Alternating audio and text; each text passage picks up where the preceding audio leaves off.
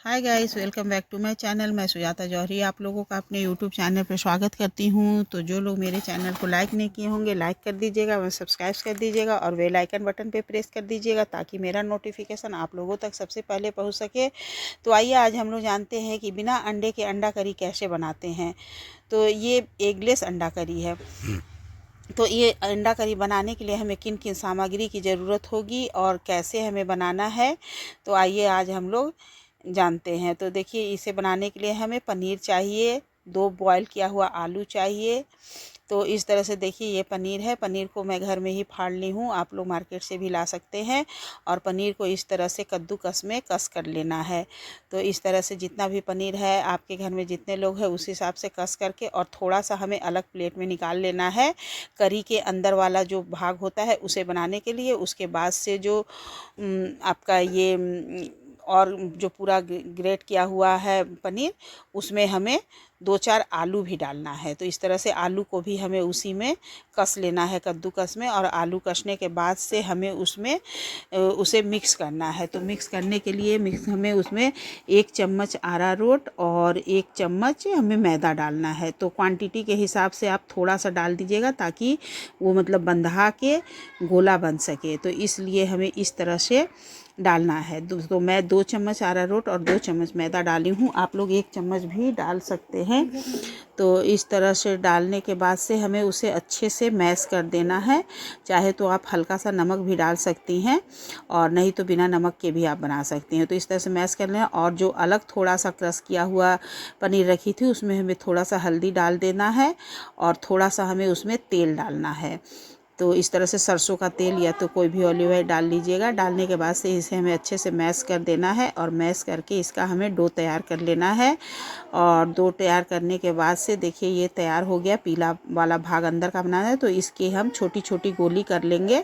तो जैसे जितने भी पीसेस आपको बनाने हैं उतनी गोली हमें इसे तैयार कर लेनी है, और जितना गोली हमारा वो है उतना ही हमें इसके टुकड़े करने हैं। और उसके बाद से इस तरह से हमें गोला बना करके, और इस तरह से हाथ से बनाकर उसके अंदर हमें एक गोला रखना है। उसके बाद से उसे हमें इस तरह से पैक कर देना है, अच्छे से पैक करना है, और मुलायम हाथ से, मतलब हल्के हाथ से, और इस तरह से करके हमें इसे अंडे का शेप दे देना है। तो इस तरह से देखिए हमारे गोली बन के तैयार हो जा रही है।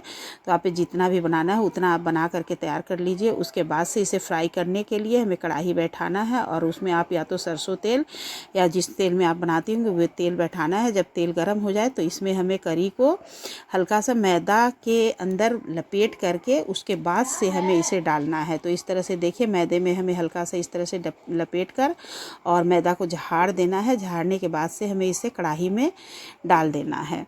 तो कढ़ाई में इसी तरह से सारे अंडे एक बार में आप 4-5, जिस हिसाब से आपका तेल होगा उस हिसाब से आप उसमें डालिएगा। 2, 4, 6 डाल करके हमें इसे रेड कलर का फ्राई कर लेना है। जैसे कि हम लोग अंडा को बॉयल करते हैं, उसके बाद से उसे कढ़ाई में इस तरह से डाल करके और फ्राई कर देते हैं, तो उसी तरह से हमें इसे फ्राई कर देना है। तो जब ये रेड कलर का लाल हो जाए तो इसे हमें निकाल लेना है। इसी तरह से हमें पूरे बॉल को छान कर तैयार कर लेना है। उसके बाद से हमें ग्रेवी की तैयारी करनी है। तो आइए अब हम लोग इसके ग्रेवी की तैयारी करते हैं। तो सबसे पहले हमें प्याज पीस लेना है। तो प्याज को काट करके हमें मिक्सी के जार में इस तरह से हमें प्याज को पीस लेना है। प्याज पीसते समय हमें उसमें थोड़ा सा पानी भी डाल देना है।